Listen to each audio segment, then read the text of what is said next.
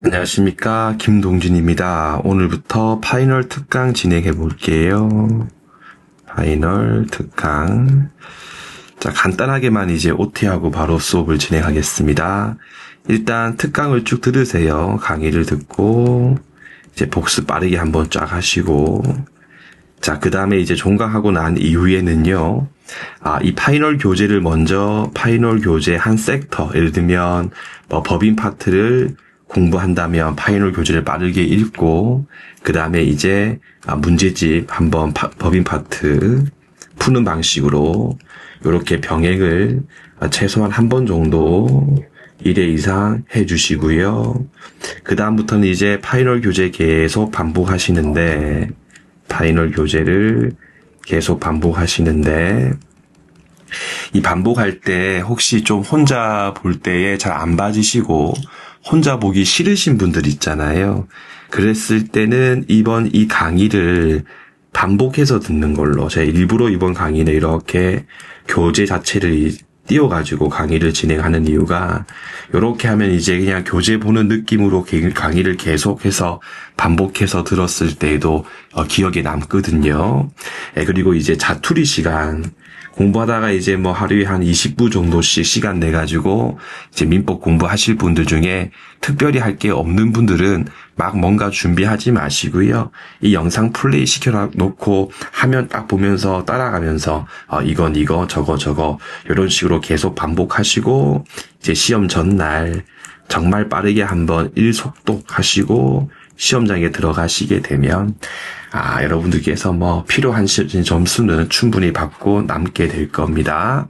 하고 제가 이제 밑줄 그을 때 색상은 제가 임의로 이제 강의를 진행하기 위해서 긋는 거기 때문에 똑같이 하실 필요 없고, 뭐 연필, 샤프, 뭐 개인의 취향에 근거해가지고 쭉쭉 그으시면 됩니다.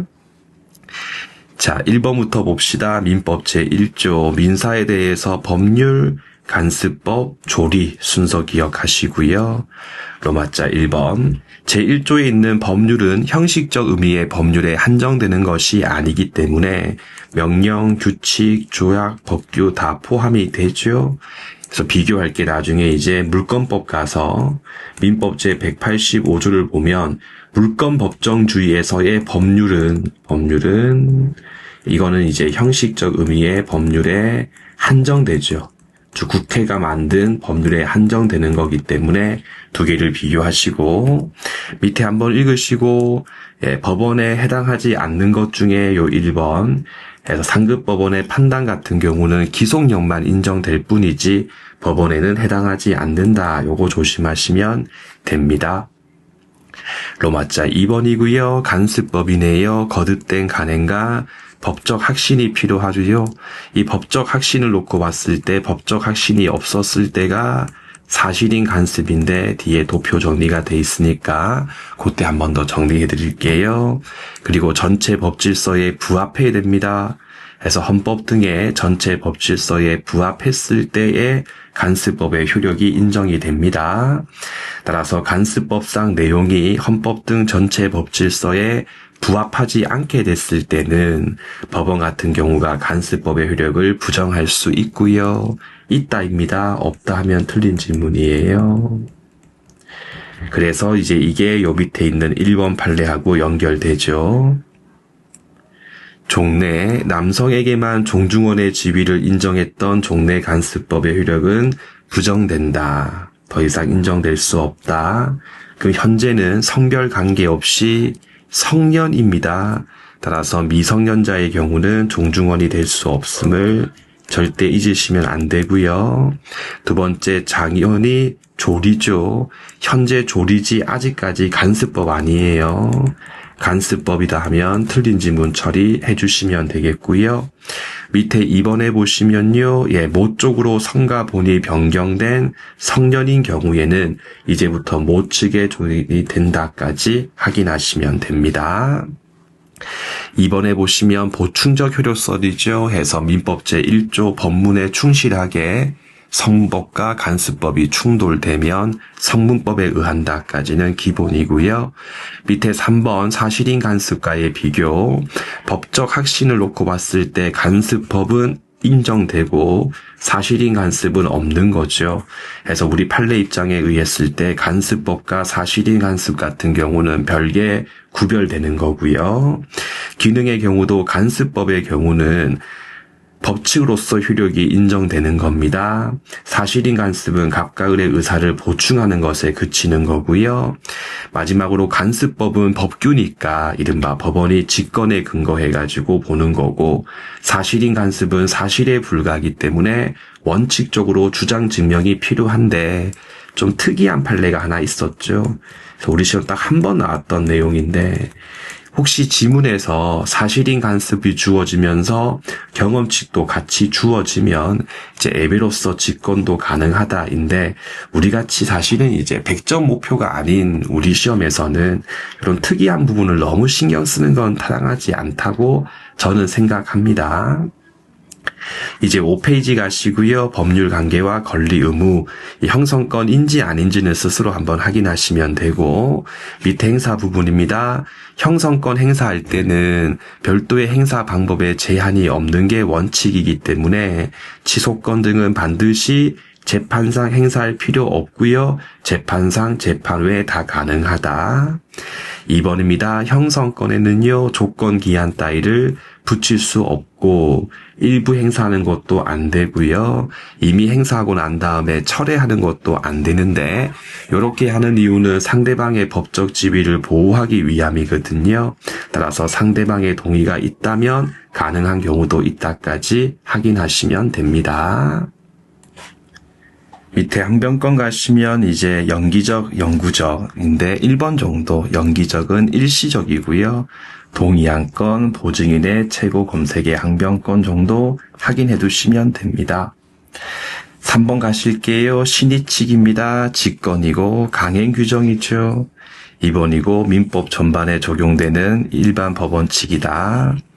로마자 2번 고지 의무입니다. 끊어서 읽으면 되죠. 부작위에 의한 기망이 인정이 되려면 고지 의무라고 하는 것이 인정되어야 한다. 그런데 부동산 거래 행위를 할 때 거래 상대방이 특정한 부분에 대해서 알고 있었더라면 거래하지 않았을 것이 명백한 경우에는 고지 의무가 인정되고, 그 다음 줄에 우리가 많이 했던 아파트 분양 계약할 때 대규모의 공동묘지, 쓰레기 매장 사건, 이런 경우에는 아파트 분양회사에게 고지 의무가 인정이 되죠.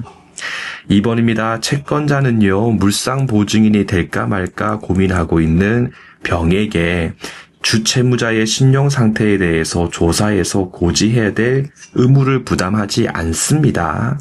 그래서 의무를 부담한다라고 하면 틀린 질문이구나까지 기억해 주시면 되옵니다. 다음에 보호 의무도 이미 출제가 됐던 내용인데, 결론 숙박업자에게 보호 의무 인정되고 여행업자에게도 인정되고 병원에도 인정이 된다까지 하시고, 쬐끔은 이제 우리 시험 범위에 속하지 않는데 이미 1번이 출제가 됐기 때문에 이 1번과 비교해가지고 숙박 말고 일반 임대차 계약에서의 임대인에게는 임차인에 대한 안전보호 의무가 인정되지 않는다는 점을 비교해가지고 정리해 주시면 됩니다. 밑에 기타 부분 가시면요, 법원 같은 경우는 원칙적으로 계약 준수의 원칙에 근거해가지고 유효한 계약상 청구에 대해서 일부 감축하는 게 안 되고 예외적으로 가능할 뿐입니다. 그래서 이 신의칙이라고 하는 것은 항상 예외이기 때문에 원칙적으로는 안 된다까지 기억해 주시고, 예외적으로 너무 부당하게 가다 했을 때 뒤에 나올 겁니다. 그랬을 때 이제 신의칙의 수정 기능에 기초해가지고 일부 감축 가능하다. 밑에 4번 보시면 신의칙의 파생 원칙입니다. 사전 변경 원칙에 근거한 해제권이 인정이 되려면 계약할 당시에 예측할 수 없었던 현저한 변경이 필요하죠. 없었던이고, 그리고요, 객관적인 사정을 의미한다까지 한 다음에 요 뒤에 있는 것들이 이제 틀린 지문으로서 나오는 것들이거든요. 객관적 사정을 의미하는 거지 주관적, 개인적이 아니고요. 그리고 이걸 할 수 있었을 경우라면 없던 게 아니니까 해제 못하고요. 그리고 계약 성립에 기초가 되었던 사정의 변경이 필요하거든요. 그럼 기초가 아니었던 사정의 경우는 해제할 수 없다까지 확인하시면 돼요. 2번 보시면 관련 판례 정리 부분입니다. 해서 신의칙 파트에서 보증계약을 사전 변경 원칙에 근거해가지고 해지할 수 있냐 물었을 때는 계속적 보증의 경우는 가능하고, 그죠? 특정 확정 채무의 경우는 안 된다라고 하시면 되고요. 밑에 있는 신의칙에 의한 책임 제한은 둘 다 그냥 가능하기 때문에 문제 풀 때 거의 안 틀리니까 요 위에 있는 내용, 특히 요 부분을 조심해가지고 기억해 주시면 좋을 것 같아요.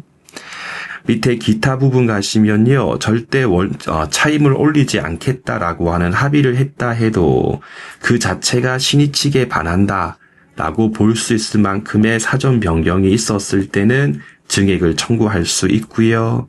이번의 경우도 이 만자를 제가 항상 조심해라. 그래서 신의칙 파트에서 뭐뭐만 나오면 그것만 가지고는 부족하다 이렇게 생각하면 판례가 다 쉽게 정리가 된다.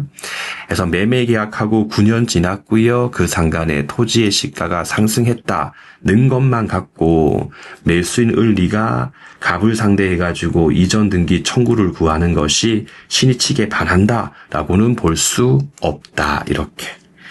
3번 또 좀 중요한 그런 재심 판례입니다. 돈을 빌려주는 갑이 대주이고요. 돈을 빌려 쓰는 을이 차주인데, 그래, 내가 6개월 뒤에 너한테 입금해줄게, 돈 빌려줄게, 이렇게 합의를 했어요. 근데 한 달 뒤에 이제 여기 있는 을 같은 경우가 부도등이 난 경우 있잖아요. 그럼 갑이 6개월 뒤에 을한테 계좌에 입금을 해줘도 다시 여러분들 을로부터 돈 받기 힘들겠죠. 근데 이런 경우도 계속 우리 법이 갑한테 야, 너 그래도 을한테 입금하기로 합의했으니까 입금해줘라 라고 하는 것은 조금 그렇죠. 그래서 보시니까 오히려 계약의 합의대로 대여 의무를 이행케 하는 것이 신의칙에 반한다고 볼 수 있었을 때는 그때 대주갑은 미안한데 난 이한테 입금 못 해주겠다라고 거부할 수 있다. 4번 또 했던 거 약정했던 보수액이 부당하게 가다해서 그 청구 전부를 인정하는 것이 오히려 신의칙에 반한다고 판단될 때는 적당 범위 내에서만 청구할 수 있다까지 확인하시면 되고, 이게 제가 아까 얘기했던 신의칙의 수정 기능 또는 수정 해석이라고도 얘기를 합니다. 그 밑에 로마자 2번에 모순행위 금지의 원칙에 위반되는 경우인데 1번, 2번 둘 다 중요하죠. 1번 판례의 경우는 갑이 아버님이시고 을이 자식인데 을이 이제 무권 대리인의 지위에서 병한테 아버님 X 토지를 매도하고 병 명의로 소유 등 했죠. 그 뒤에 아버님께서 사망하자 을이 갑자기 상속인의 지위에서 상속한 무권 대리인이 갑자기 무효 등을 주장하면서 병명의 등기에 대해서 말소 청구를 구하는 것은 신의칙에 위반되고요. 자, 이번의 경우도 이렇게 땅 주인이 있었습니다. 자, 을 같은 경우가 자기가 취득시효를 완성시킨 사실을 모르고 나 니한테 권리 행사 안 할게 라고 얘기했습니다. 이게 바로 선행행위. 해놓고 다시 또 뒤에 가서 을이 갑한테 취득시효 완성을 주장하는 것, 후행행위. 나 니한테 권리 행사 안 할게 했다가 또 권리를 행사하는 것이기 때문에 모순되죠. 그러므로 을은 갑을 상대해가지고 취득시효 완성을 이유로 이전 등기를 청구하는 것은 신의칙에 위반된다라고 정리하시면 됩니다. 밑에 2번입니다. 강행법규 위반에 근거한 무효 또는 취소 주장을 만약에 신의칙에 근거해가지고 막아버리면요, 강행법규의 입법 취지를 몰각시킬 수가 있기 때문에 강행법규 위반에 근거한 무효 주장 등은 신의칙에 반하지 않습니다. 그 말이꼴 무효 등을 주장할 수 있다 하시면 되겠죠. 그래서 1번 국토이용관리법 허가 없었음에 근거한 무효 주장, 증권거래법 위반에 근거한 무효 주장을 신의칙에 의해서 막아버리면 강행법규의 입법 취지에 대해서 몰각시킬 수 있기 때문에 신의칙 위반이 되지 않고요. 마찬가지로 민법 제5조에 있는 능력에 관한 제도는 거래 안전 도모가 아니라 제한자를 보호하기 위한 목적인 거고, 이렇게 제한 능력을 이유로서 취소를 주장하거나 의사 능력 없음에 근거해가지고 무효임에 대해서 주장하는 것도 신의 측에 의해서 제한을 가해버리면 강행법규의 입법 취지를 몰각시킬 수 있기 때문에 신의 측에 의해서 제한을 가할 수 없다. 즉 무효나 취소임을 주장할 수 있다라고 한 번 더 정리하시면 됩니다. 밑에 실효의 원칙 가시면요. 원래 땅 주인이 갑이었는데 지금 현재 을이에요. 그럼 새로운 권리자 을이 소유권에 기한 물청을 행사할 때 요 소물청 행사가 실효의 원칙에 의해서 제한될 수 있는지 없는지에 대해서 판단할 때는 종전 소유자 갑의 사정은 고려하면 안 됩니다. 시험 문제에서 종전 갑의 사정을 고려해야 한다라고 하면 틀린 지문 처리하시면 되겠고요. 2번, 3번 또 그것만 가지고는 소멸 안 된다. 이렇게 하시면 되죠. 그 밑에 남용 금지의 원칙입니다. 본래적 의미 권리뿐만 아니라 법인격 남용의 경우도 적용되죠. 그래서 갑이 자기가 돈 쓸 거면서 A 법인을 내세워서 돈을 빌린 다음에 나중에 나 몰라라고 하는 것은 법인격 남용에 해당하는 것이기 때문에 은행 같은 경우는 뒤에 숨어 있었던 배우자 갑에게도 대출계약상 책임을 물을 수 있다. 그 다음에 주관적 요건 같은 경우는 직접적으로 증명하기 힘든 측면이 있기 때문에 가해 의사 등을 말하는 거죠. 객관적인 사정이 인정이 되면 추측해서 인정하는 것도 가능하다 하나 기억하시고 3번입니다. 공로 사건 있잖아요. 그래서 일반 공중통로 쓰고 있는 땅에 대해서 갑자기 땅 주인 갑 같은 경우가 철거 등을 청구하는 것은 남용에 해당하기 때문에 허용되지 않고요. 요 4번의 경우도 이제 변리사 시험 문제 기출이거든요. 키워드 좀 아시면 돼요. 유치권을 자신의 이익을 위하여 이른바 유치권에 사실상의 최우선 변제 기회를 악용해가지고 유치권을 고의적으로 작출시킨 사건의 경우는 유치권 남용에 해당한다. 이렇게만 키워드 정리하시면 충분합니다. 5번입니다. 권리 능력. 사람은 생존하고 있었을 때 되는 거고요. 2번 은근 잘 나오는데 틀리면 안 돼요. 출생신고나 사망신고는 창설적 신고가 아니라 보고적 신고에 불과하죠. 그래서 시험 문제에서 아기를 등록부에 출생했다고 기재했을 때부터 권리 능력을 취득한다라고 하면 틀린 질문입니다. 등록부에 별도의 기재가 없어도 출생이라고 하는 사실이 인정되면 바로 취득하는 거고요. 3번 능력은 다 강행 규정이죠. 그래서 위반한 계약은 무효다. 태아 부분 가시면 우리 민법은 개별적 보호주의입니다. 해서 불상류, 불법행위에 근거한 배상 청구권, 상속, 유증. 그래서 시험 문제에서 일반적 하면 틀린 지문. 니은번입니다. 불법행위에 근거한 배상 청구권의 경우에 이미 출생한 것으로 본다죠. 간주. 해서 추정이라고 하면 틀린 지문. 밑에 있는 이 두 개는 제가 항상 비교해가지고 자주 모의고사 문제 등에서 출제했던 거. 일단 조산. 일단 살아서 출생했으니까 아기가 배상 청구권을 취득하고 곧바로 이제 가슴 아프게도 사망하기 때문에 부모한테 상속이 이루어질 수 있겠지만 사산의 경우는 모체 내에서 사망했고 처음부터 출생의 기회를 얻지 못했기 때문에 배상책을 아예 취득하지 못하죠. 그러니까 권리가 생긴 게 없으니까 상속도 이루어질 여지가 없다까지 기억하시면 됩니다. 3번입니다. 태아에게 증여계약에 대한 능력은 부정됩니다. 그리고 태아인 상태에서는요. 법정 대리는 또 있을 수가 없어요. 그럼 결국 법정 대리인에 의한 증여계약 맞는 것도 허용될 수가 없다까지 확인하시고요. 밑에 1번 가시니까 동시 사망의 추정이지 간주가 아니죠 해서 한번 나온 김에 다 아시겠지만 동시 사망하고 인정 사망의 경우는 추정의 문제인 거고 실종 선고는 간주의 문제에 해당하죠. 해서 밑에 보시니까 인정 사망의 경우도 추정이지 간주가 아니다. 꼭 기억해 주시고, 다시 이제 갑하고 을이 있고 을의 배우자 병사위가 있었을 때 갑하고 을이 동시 사망한 것으로 추정받는 경우에는 갑하고 을 사이에서 갑하고 이제 을 사이에서는 상속이라고 하는 게 서로 이루어질 수 없죠.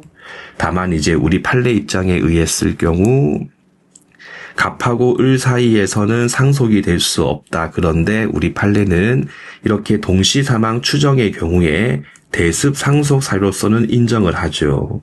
그러니까 갑에서 병 사위에게 대습 상속은 이루어질 수 있다까지 조금 구분해서 이제 암기를 정확하게 하셔도 문제 푸는데 전혀 지장 없으실 겁니다. 다음에 9페이지 가신 다음에요. 권리 능력 상실 사유는 사망이 유일하죠, 여러분들. 그래서 갑에 대해서 실종 선고가 있었다 해도 이거는 종래 주소지에 한해서 사망한 것으로 처리할 뿐인 거지 권리 능력의 상실 사유에 해당하지 않습니다. 진짜 여러분들 죽이는 게 아니에요. 무섭게.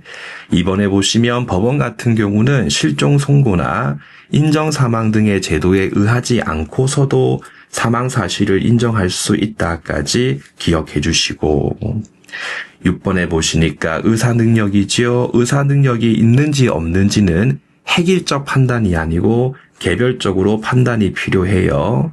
따라서 등록이 되어 있지 않다고 해서 무조건 능력이 있다고 단정하지 말고 2번 법률적 의미 효과 등에 대해서 이해할 수 있나 없냐 그 부분까지 반드시 종합적으로 고려하라는 게 판례 입장이었다. 그리고 2번 의사 능력이라고 하는 것이 인정이 되려면 일상적 뿐만 아니라 법률적 의미까지 이해할 수 있어야지 의사 능력이 인정이 되는 겁니다. 효과 부분 가시면요. 의사 능력이 흥결됐을 때는 무효입니다 해서 취소 아니에요. 비교할 게 미성년자 같이 제한 능력의 경우는 처음부터 무효가 아니고 취소 사유에 해당하는 거고 그리고 성립된 계약은 유효한 게 원칙이기 때문에 무효예요라고 하는 자가 계약할 당시에 능력이 없었음에 대한 증명 책임을 부담하고요. 2번 또 중요한 겁니다. 의사 능력이 없어서 무효인 경우에도 요 단서가 유추가 되거든요. 그러므로 선의악의를 불문하고 현존 이익까지만 돌려줘요. 그럼 시험 문제에서 살짝 바꿔가지고 선의인 경우에는 현존 이익, 현존, 악의인 경우에는 받은 이익에 이자에 손해까지 다 붙여서 돌려준다. 이렇게 하면 이거 틀린 질문입니다. 그래서 제한 능력자하고 의사 능력이 없냐 같은 경우는 요 단서에 근거해가지고 선의 악의를 불문하고 현존 이익이다까지 꼭 기억을 해주시면 되겠습니다.